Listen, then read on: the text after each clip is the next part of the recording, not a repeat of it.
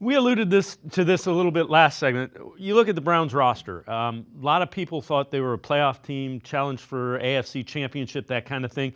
Um, did we overvalue the roster, or did they just woefully underachieve? I know injuries had something to do with it, but when I look at them the last couple of years, they turned the ball over.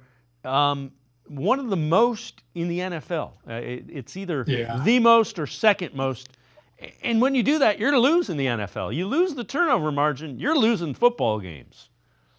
Yeah, I would answer both those questions. Yes, we overvalued them, and yes, they underachieved, right? I mean, and to your point, Dave, there were a gazillion variables that go into that: injury, experience, uh, right on down the line, strategy, mismanagement by coaches, whatever the case may be. So, yeah, I do think that we may have, like I said earlier, I do think that we maybe got a little over our skis in terms of this team going from, let's say, 11 wins to contending for a Super Bowl title. Especially when you had the quarterback issues that this team had. You referenced it earlier. It was historically bad. I mean, the people can say what they want, however they feel about Deshaun Watson. The bottom line is that he rated amongst the worst quarterbacks we've seen in this league in the last 10 years.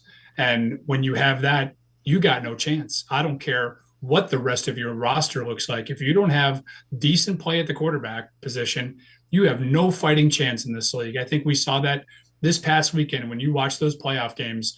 The teams that didn't get good quarterback play didn't win, and so that's going to be the determining factor as we go forward here. In terms of the roster, there were some holes here and there that we all kind of, expected them to have problems with. I'll take the linebacking group, for instance.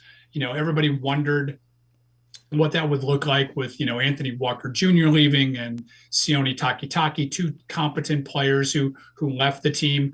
Well, then you had on top of that the injury to Jeremiah Owusu-Koramoah. JOK was playing at an unbelievable level when he got hurt. And so that was one of those things that you just can't overcome. So while you want to look at the roster at face value and say, can this guy play? Can that guy play?